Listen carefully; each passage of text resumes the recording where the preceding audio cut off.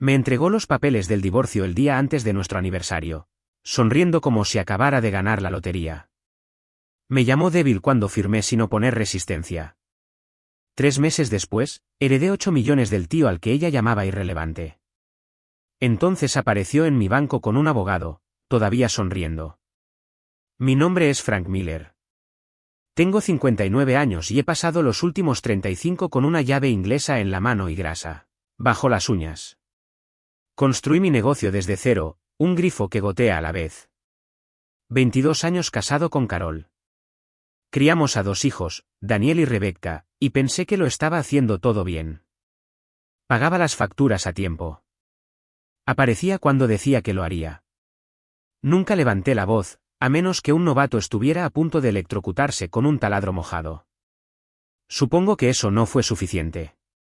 El sobre llegó un martes, no entregado en mano con un discurso dramático. Simplemente estaba sobre la encimera de la cocina, junto a la cafetera, cuando llegué a casa de un trabajo en Riverside. Papel manila grueso, del tipo caro que usan los abogados cuando quieren que sepas que estás fastidiado antes de abrirlo.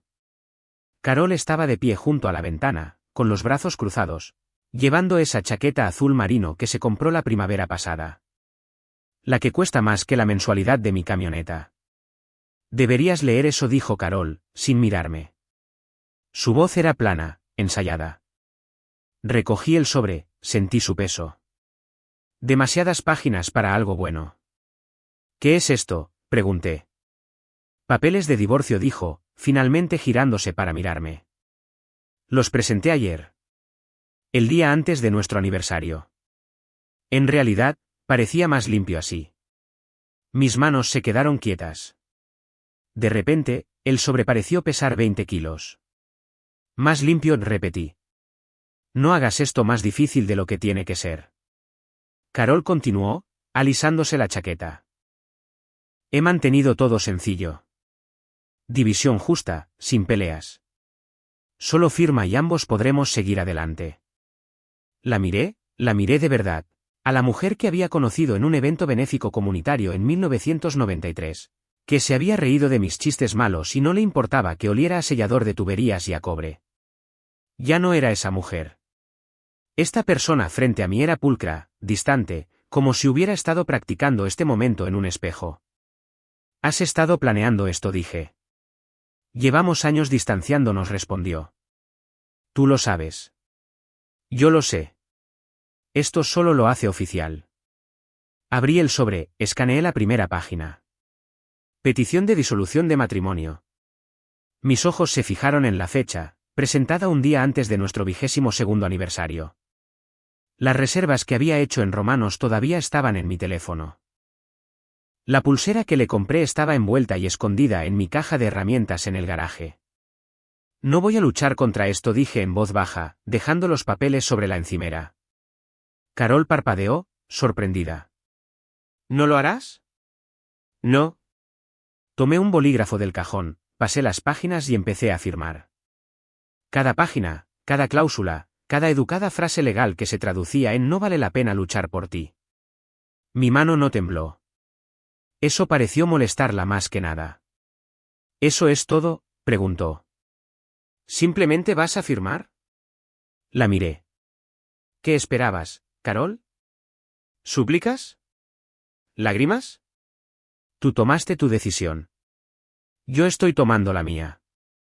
Su rostro se tensó, pero no respondió. Terminé de firmar, deslicé los papeles de nuevo en el sobre y se lo entregué. Me habré ido para el fin de semana, dije, pasando a su lado hacia las escaleras. Detrás de mí, la oí exhalar. Algo entre alivio y decepción. Pero no me di la vuelta. No le di la satisfacción de ver lo que fuera que pensara que vería. Para el viernes, me había ido. El apartamento que alquilé no era nada especial. Un tercer piso sin ascensor en el lado este de la ciudad, encima de una lavandería que zumbaba hasta la medianoche y una tienda de la esquina que vendía billetes de lotería y café rancio.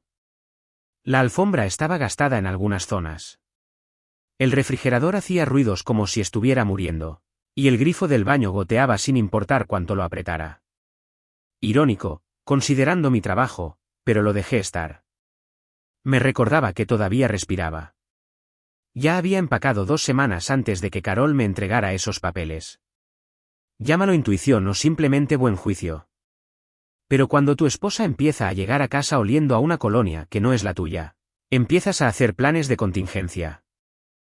3 bolsas de lona, una caja de herramientas, el viejo sillón reclinable de mi padre y una lámpara que compré en una venta de garaje hace 15 años. Eso era todo. Todo lo demás, la casa, los muebles, la vida que habíamos construido, se lo dejé a ella. No porque fuera generoso, sino porque no quería pelear por cosas que ya no importaban. Daniel me llamó el día después de que me mudé. La voz de mi hijo llegó por teléfono, tensa y confundida. «Papá, ¿qué demonios pasó?», preguntó Daniel. «Tu madre y yo nos vamos a divorciar», dije, dejando la llave inglesa que estaba usando para apretar el fregadero de la cocina en mi nuevo lugar. Ella lo solicitó. Yo firmé. «Eso es todo». «Eso es todo», repitió Daniel, su voz elevándose. «Estuvieron casados más de 20 años. No te vas así como si nada». «Yo no me fui, hijo», repliqué con calma. «Tu madre lo hizo. Solo estoy respetando su decisión». Hubo silencio al otro lado. Luego Daniel habló de nuevo, esta vez con más dureza. «Mamá dijo que te rendiste.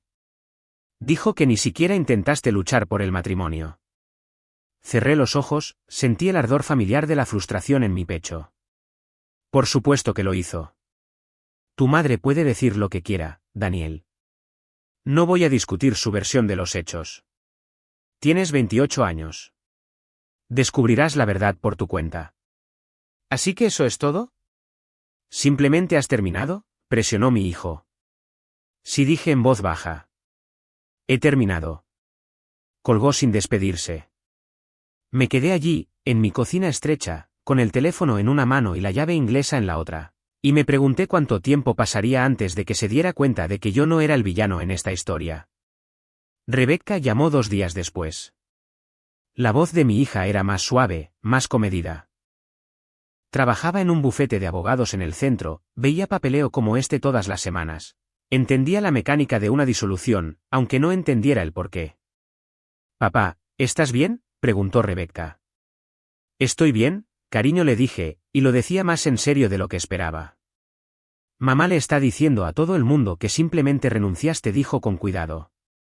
«Que ni siquiera quisiste hablar de ello». «¿Tú qué piensas?», le pregunté. Rebecca hizo una pausa. «Creo que hay más en esta historia de lo que ella dice». «Chica lista». «Siempre lo había sido». «Tienes razón», dije. «Pero no es tu carga. Esto es entre tu madre y yo». «Te quiero, papá», dijo Rebecca en voz baja. «Yo también te quiero, Rebecca, más de lo que imaginas». Cuando colgó, me senté en el viejo sillón reclinable de mi padre y miré el techo manchado de agua. El goteo del grifo del baño resonaba en el silencio. Y por primera vez en semanas, sonreí. Porque yo sabía algo que Carol no sabía. Sabía esperar. Carol no perdió el tiempo en construir su nueva narrativa. A la semana de haberme mudado, sus redes sociales se convirtieron en una galería cuidadosamente seleccionada de liberación. Fotos de ella en el salón de belleza que dirigía, rodeada de clientas sonrientes y productos caros para el cabello. Fotos de un evento de cata de vinos en el centro donde posaba con gente que nunca había visto. Una publicación la mostraba en el barco de alguien, con una copa de champán en alto. El pie de foto decía: «Nuevos capítulos, nueva energía». Los comentarios llegaban como aplausos. «Te lo mereces. Finalmente viviendo tu verdad». Radiante. Yo no comenté. No reaccioné. Solo observaba desde la distancia, de la misma manera que observas una tormenta formándose en el horizonte. No corres hacia ella. Solo te aseguras de que tus cimientos sean sólidos. Lo que no publicó fueron las grietas que se formaban en su imagen perfecta. Rebecca mencionó durante uno de nuestros encuentros semanales para tomar café que Carol había estado preguntando, por mi horario, donde vivía, si ya había contratado a un abogado. Mi hija se sentó frente a mí en el diner cerca de mi apartamento, revolviendo azúcar en su café con una expresión preocupada. Está nerviosa, papá, dijo Rebecca en voz baja. Puedo notarlo. ¿Por qué? Pregunté, cortando una pila de panqueques. Por ti, respondió Rebecca. Esperaba que te derrumbaras, que la llamarás, que le rogaras, algo. Pero no lo hiciste. Y ahora no sabe lo que estás pensando. Tomé un sorbo de café, consideré mis palabras cuidadosamente. Lo que estoy pensando ya no es de su incumbencia. Papá. Rebecca se inclinó hacia adelante, bajando la voz. Hay algo más. Vi papeleo en el bufete ayer. El abogado de mamá presentó una moción para revisar la división de bienes. Alegan que ocultaste ingresos del negocio durante el matrimonio. Mi tenedor se detuvo a medio camino de mi boca. Eso es mentira. Lo sé, dijo Rebecca. Pero están pescando, tratando de encontrar algo para usar como palanca. Dejé mi tenedor, miré a mi hija, 25 años, afilada como una navaja, ya viendo el juego por lo que era. Déjalos pescar, dije con calma. No encontrarán nada porque no hay nada que encontrar. ¿Y el tío Leonard? Preguntó Rebecca de repente, su voz apenas un susurro. Me quedé quieto. Leonard Thompson, el hermano de mi madre. El hombre que había construido un imperio de suministros de fontanería desde cero y había pasado la última década viviendo como un ermitaño en una mansión en las afueras de Filadelfia. Nos habíamos mantenido en contacto a lo largo de los años, visitas cada pocos meses, llamadas telefónicas en días festivos. Carol siempre lo había despreciado como excéntrico e irrelevante. ¿Qué pasa con él?, pregunté con cuidado. Su salud, dijo Rebecca. Escuché de la tía Marta que no está bien, y sé que lo has estado visitando más de lo que le dices a la gente. Sostuve la mirada de mi hija. Leonard es mi tío. Lo visito porque me preocupo por él, no porque espere algo. Rebecca asintió lentamente, pero algo en sus ojos me dijo que entendía más de lo que decía. Solo ten cuidado, papá. Mamá está observando todo lo que haces ahora. Que observe, repliqué, terminando mi café. No verá lo que importa hasta que sea demasiado tarde. Nos separamos fuera del diner. Mientras conducía de regreso a mi apartamento, mi teléfono vibró. Número desconocido. Respondí. Señor Miller, soy Vincent Harper, abogado del patrimonio de Leonard Thompson.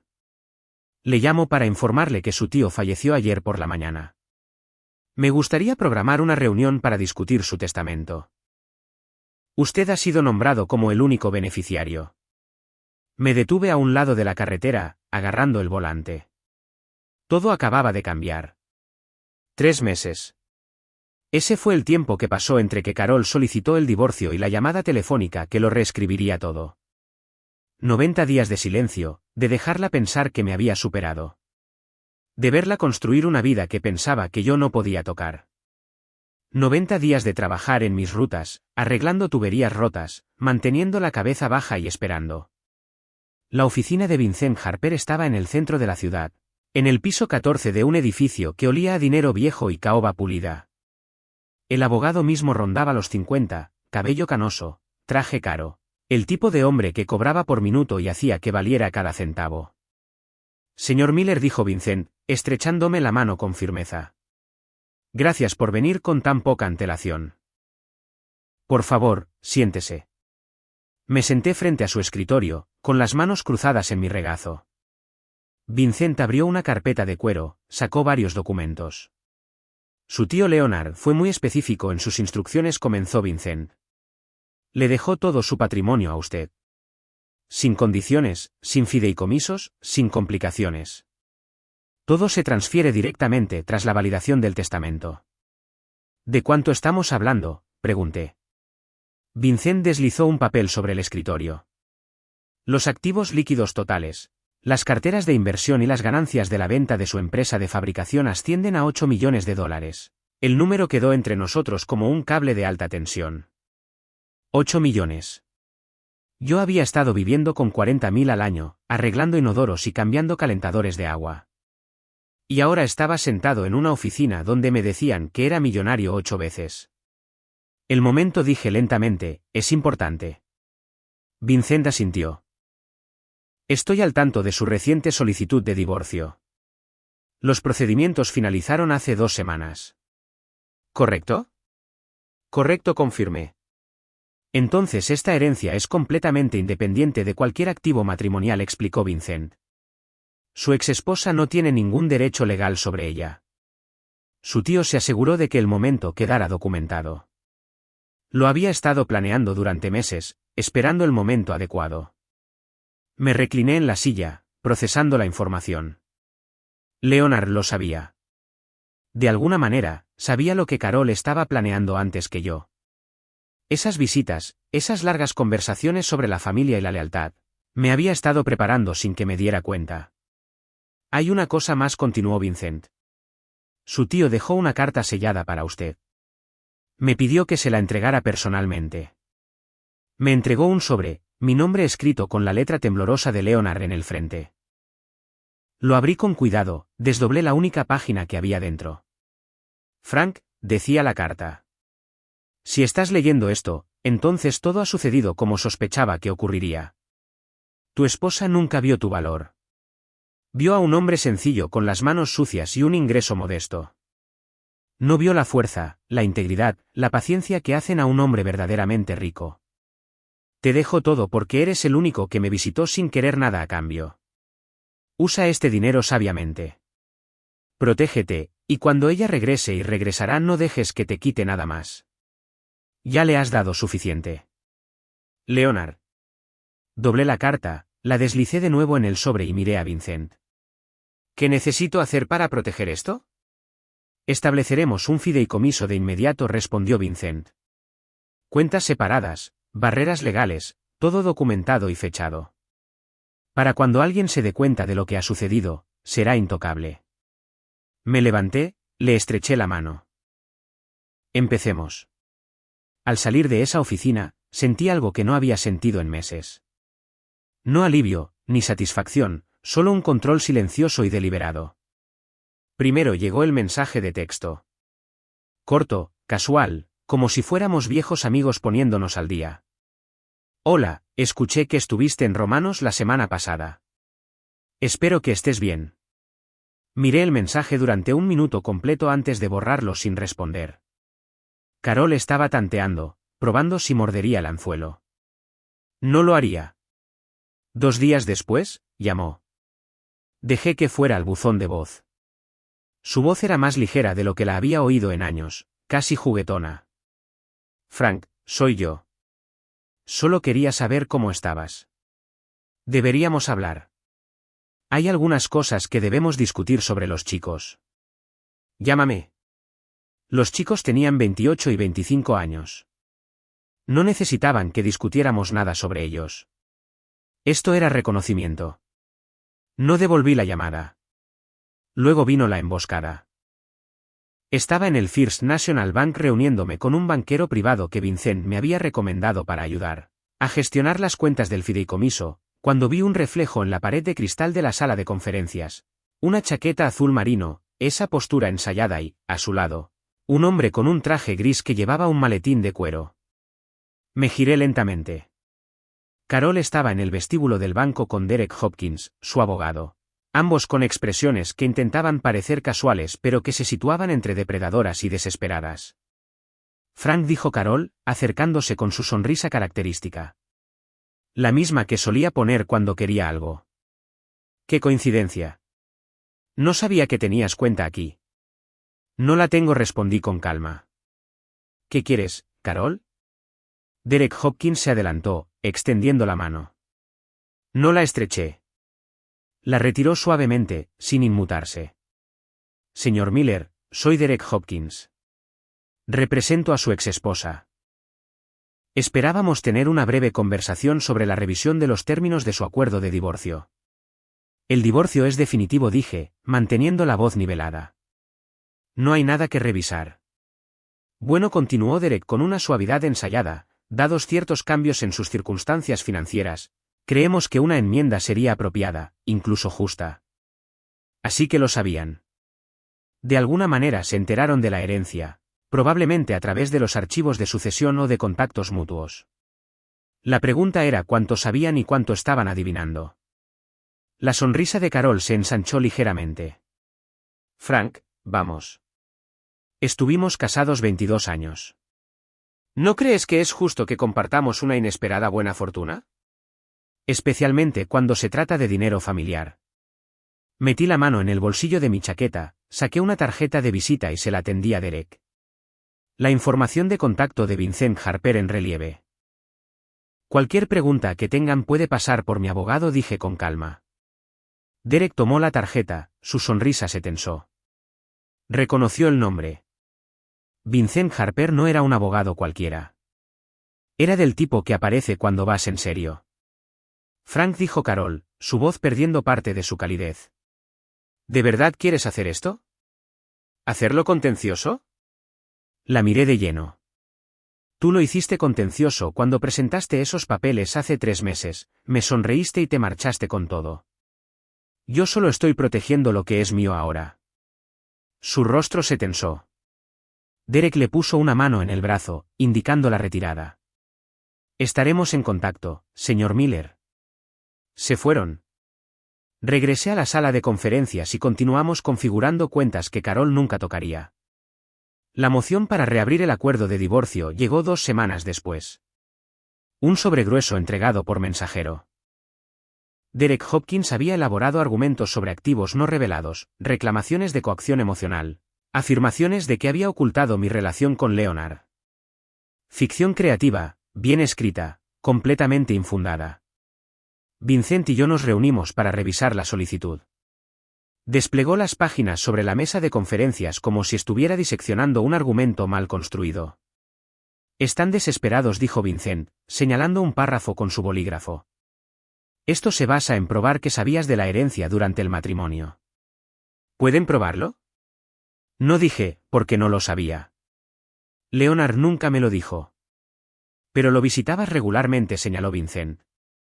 Porque era familia, repliqué.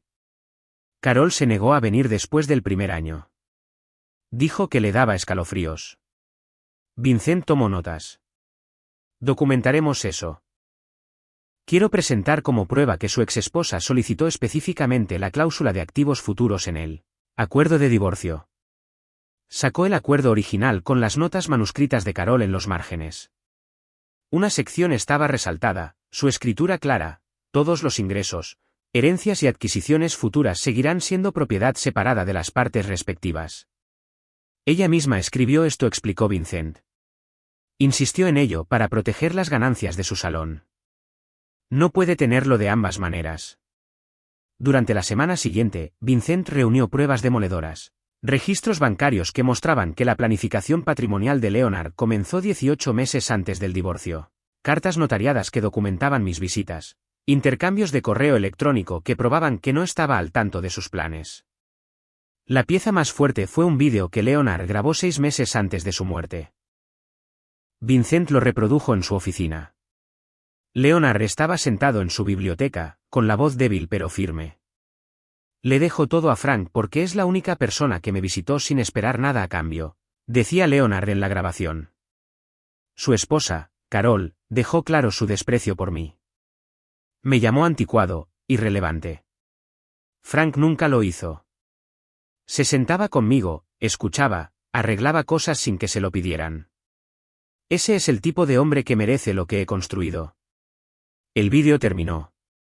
El silencio llenó la habitación. No pueden luchar contra esto, dije. No, asintió Vincent. No pueden. La contramoción se presentó 3 días después. Derek Hopkins llamó a Vincent en cuestión de horas. Su conversación fue breve. Derek retiró la moción. Sin audiencia, sin argumentos, sin segundas oportunidades. Carol había perdido antes de empezar. Esa noche, abrí una cerveza en mi apartamento. No como celebración, solo como reconocimiento. La batalla que no había querido había terminado. Rebecca me llamó un domingo por la mañana, su voz tensa con algo entre la ira y la traición.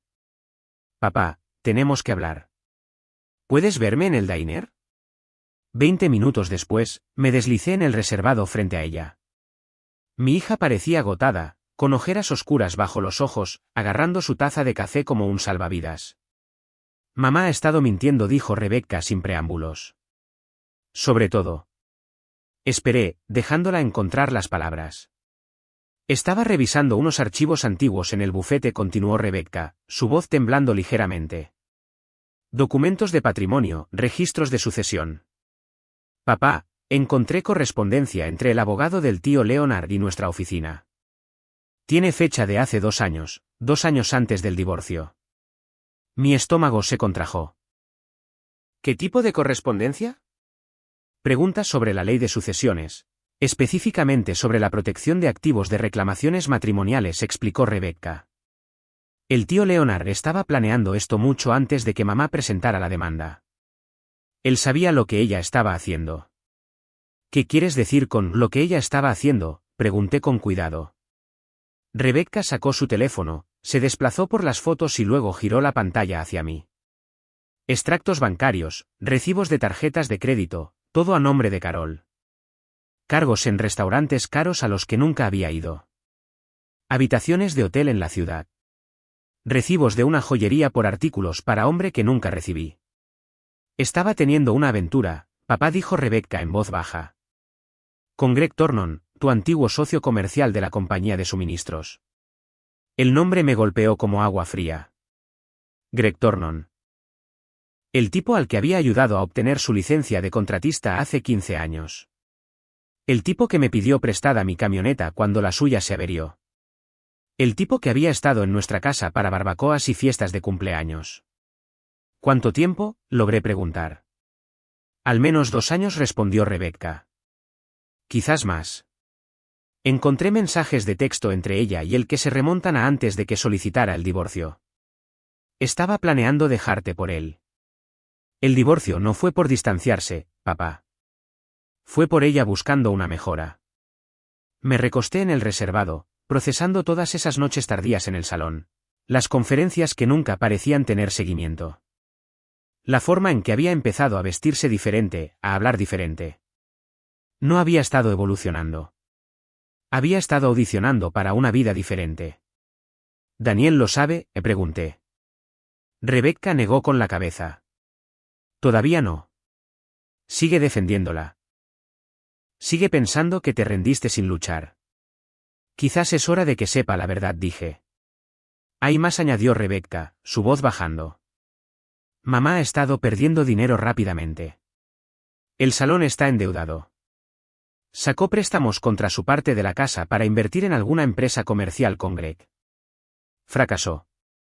Se está ahogando, papá. Por eso fue tras tu herencia. Está desesperada. Miré a mi hija, vi el dolor en sus ojos.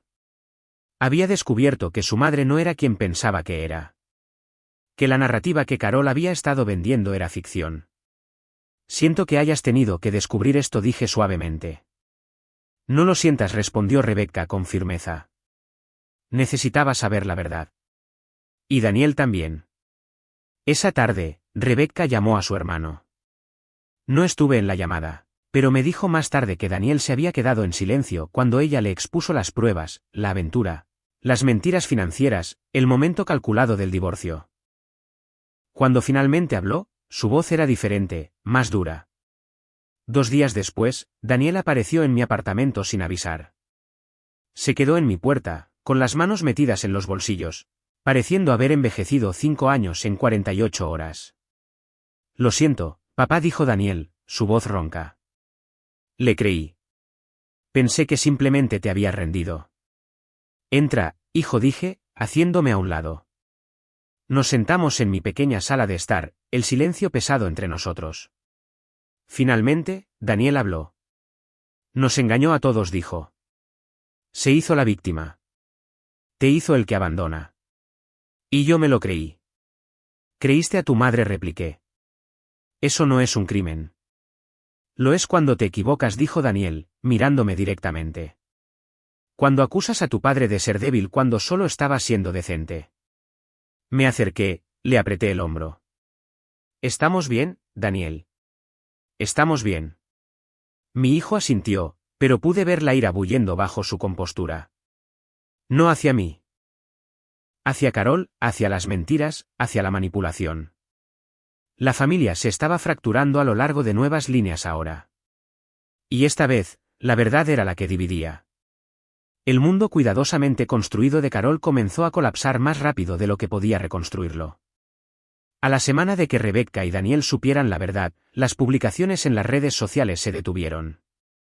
Las fotos de champán, los pies de foto de empoderamiento, la vida curada, todo se silenció. Me enteré a través de Rebecca de que Greg Thornton se había ido de la ciudad. Se había mudado a Arizona sin previo aviso, dejando a Carol con la deuda de su fallida empresa comercial y sin ninguna explicación. El hombre por el que cambió 22 años de matrimonio había desaparecido en el momento en que las cosas se pusieron difíciles. El salón que dirigía fue vendido a una cadena regional. A Carol no le ofrecieron un puesto de gerente en la transición. La despidieron con 2 semanas de indemnización y una educada carta agradeciéndole sus servicios. Su apartamento, el rascacielos con vistas que había publicado con tanto orgullo, se puso en alquiler. Se había retrasado en el pago. No podía mantener el estilo de vida que había estado publicitando. No me alegré de nada de esto, pero tampoco sentí lástima por ella. Rebecca me mantenía al día, no por chismear, sino porque pensaba que debía saberlo. Mamá se ha mudado con la tía Patricia, me dijo Rebecca durante un café una tarde. Le está pidiendo dinero a todo el mundo. Está pasando por una mala racha. ¿Lo está?, pregunté. Está pasando por las consecuencias de sus decisiones, corrigió Rebecca. Eso es diferente. Daniel había dejado de atender las llamadas de Carol por completo. La traición era demasiado profunda. Había construido su relación con su madre sobre la confianza y ella la había obliterado con mentiras. Cuando intentó contactarlo a través de las redes sociales, él la bloqueó. Cuando apareció en su oficina, la seguridad la escoltó fuera. He terminado de ser su red de seguridad, me dijo Daniel cuando nos reunimos para almorzar un día. Ella hizo su cama. Ahora que se acueste en ella. Entendía su ira, pero una parte de mí se preocupaba por la amargura que echaba raíces. No dejes que sus errores te conviertan en alguien que no eres, le aconsejé. Puedes cortar con ella sin llevar odio. Daniel consideró eso, luego asintió lentamente. Eres mejor que yo, papá. No sé cómo te mantienes tan tranquilo a través de todo esto. No estaba tranquilo, admití. Solo fui paciente. Hay una diferencia. El punto de inflexión llegó cuando el abogado de Carol, Derek Hopkins, se retiró de su caso por completo. Rebecca encontró el documento en el trabajo. Una simple moción citando diferencias irreconciliables con el cliente. Traducción: Carol no podía pagarle y su caso no tenía mérito. Sin representación legal, sin dinero, sin Greg y sin el apoyo de sus hijos, Carol estaba sola con la realidad que había creado. Luego llegó la carta, manuscrita, entregada en mi apartamento en un sobre sencillo. Sin remitente, pero reconocí la letra de inmediato. Frank, comenzaba la carta. Sé que no tengo derecho a pedirte nada. Sé lo que hice. Sé lo que destruí. Pero te lo pido de todos modos. No por dinero, no por reconciliación, solo por una oportunidad para explicar, para disculparme, para reconocer que me equivoqué en todo. Sobre ti, sobre nosotros, sobre lo que importaba. Deseché algo real por algo que parecía más brillante.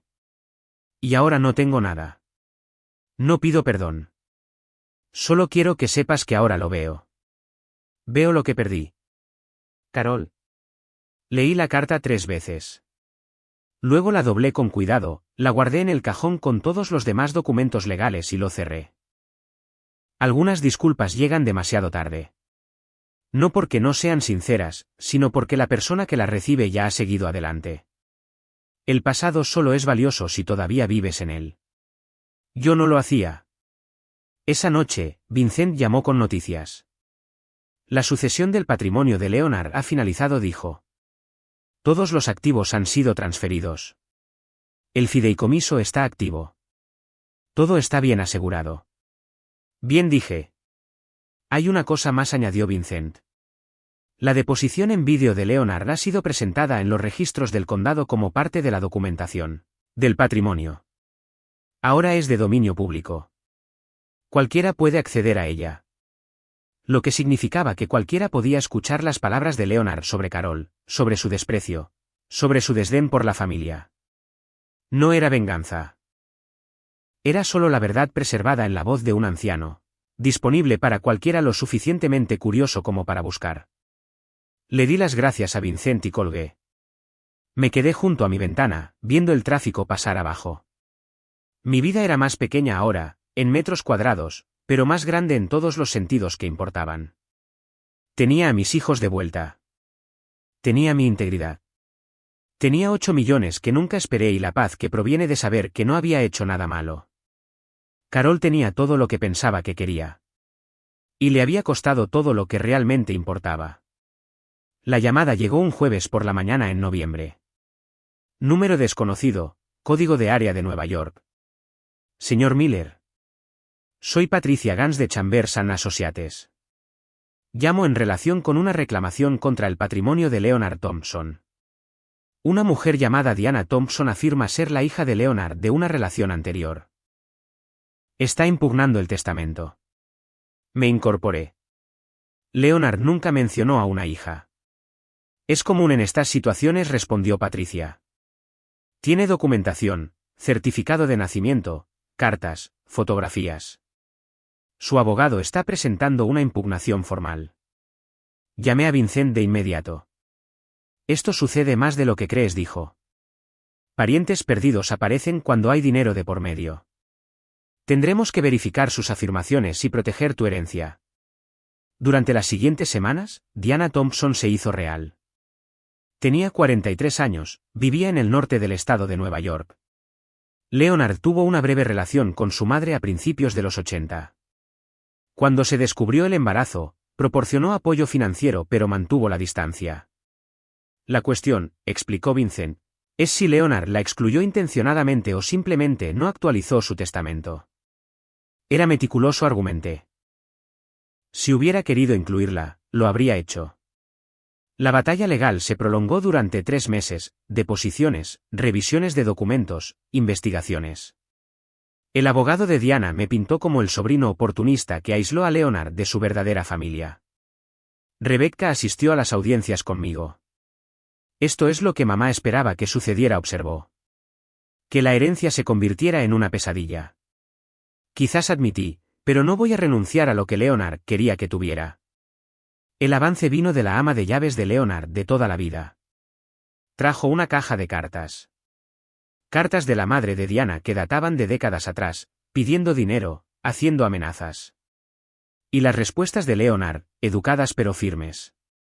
Proporcionó manutención infantil, pagó la educación de Diana, pero había dejado claro que no quería una relación más allá de la obligación financiera. La última carta, de hace 5 años, era de la propia Diana. Le había pedido a Leonard un préstamo para un negocio. Él se negó, explicando que ya había cumplido con sus obligaciones. Vincent presentó esto en el tribunal. Leonard Thompson sabía de Diana. La mantuvo durante su infancia y primera edad adulta, pero eligió dejar su patrimonio a Frank Miller, el sobrino que realmente mantuvo una relación con él. Esta fue una decisión informada y deliberada. El juez falló a mi favor. La reclamación de Diana fue desestimada. Al salir, me sentí agotado, pero reivindicado. No porque hubiera ganado dinero, sino porque los deseos de Leonard habían sido respetados. ¿Honorarios legales?, le pregunté a Vincent. Unos 300.000, respondió. Valió la pena para honrar lo que Leonard quería. Esa noche, Diana me llamó directamente. Su voz estaba cansada. No voy a disculparme. Creía que tenía derecho a algo. ¿Tenías algo?, repliqué. Leonard se aseguró de que tuvieras educación, apoyo. Pero la herencia no se trata de biología. Se trata de conexión. Se quedó en silencio. Realmente se preocupaba por ti, ¿verdad? Sí, dije simplemente. Y yo me preocupaba por él. Colgamos sin animosidad. 2 personas que habían luchado por el dinero de un anciano y descubrieron que nunca se trató realmente del dinero. 8 meses después de la muerte de Leonard, me paré frente al centro comunitario Thompson, viendo a los equipos de construcción terminar el edificio. La placa decía, Centro Memorial Leonard Thompson, dedicado a la enseñanza de oficios y la construcción de futuros. Había usado 2 millones de la herencia para establecer este lugar, una instalación de capacitación para jóvenes interesados en fontanería, electricidad, carpintería. Becas para aquellos que no podían pagar la matrícula, programas de colocación laboral con contratistas locales. Rebecca estaba a mi lado. A él le habría encantado esto, dijo suavemente. Eso espero, repliqué. Mi negocio se había expandido. 3 fontaneros más, 2 camiones nuevos, contratos comerciales. No porque necesitara el dinero, sino porque disfrutaba del trabajo, de construir algo, de arreglar cosas. Daniel se había unido al negocio hace 6 meses. Después de años en la gestión de ventas, decidió que quería algo más tangible. Trabajábamos juntos 3 días a la semana y le enseñé todo lo que Leonard me había enseñado a mí. Siento haber dudado de ti, papá, dijo Daniel una tarde mientras reemplazábamos una tubería principal de agua. Siento haber creído su historia en lugar de confiar en ti. Agua pasada, le dije. Estás aquí ahora. Eso es lo que importa. Carol había desaparecido de nuestras vidas. Lo último que supe fue que estaba en Florida trabajando en el comercio minorista, reconstruyendo desde cero. No sentí ninguna satisfacción en su caída, pero tampoco simpatía. La casa que habíamos compartido se vendió en una subasta. Pasé por allí una vez. Una familia joven la había comprado, un columpio en el patio trasero, juguetes en el césped. La vida continuaba. Nunca me volví a casar. Salí ocasionalmente. Nada serio. A los 60, había aprendido que la soledad no es estar solo. Tenía mi trabajo, mis hijos, mi centro comunitario, mi café de los martes por la mañana con amigos contratistas. Rebecca se casó en primavera. Cuando me abrazó después, susurró, gracias por mostrarme cómo es la integridad. Eso significó más que cualquier herencia. Un domingo por la mañana, leyendo el periódico, vi un pequeño artículo. Cadena local de salones se declara en bancarrota. La compañía que compró el salón de Carol había colapsado. Pensé en llamar a Rebecca, luego decidí no hacerlo. No vale la pena seguir los fracasos de algunas personas. En su lugar, conduje hasta el centro comunitario. Caminé por los talleres donde los estudiantes aprendían a roscar tuberías e instalar accesorios, los vi luchar, tener éxito, aprender las mismas lecciones que Leonard me había enseñado. Un chico, quizás de 19 años, luchaba con una conexión obstinada. Me acerqué, le mostré la técnica que Leonard me había mostrado hace 40 años. Ahí dije cuando hizo clic. ¿Sientes eso? Sí, sonrió el chico. Lo tengo. Bien.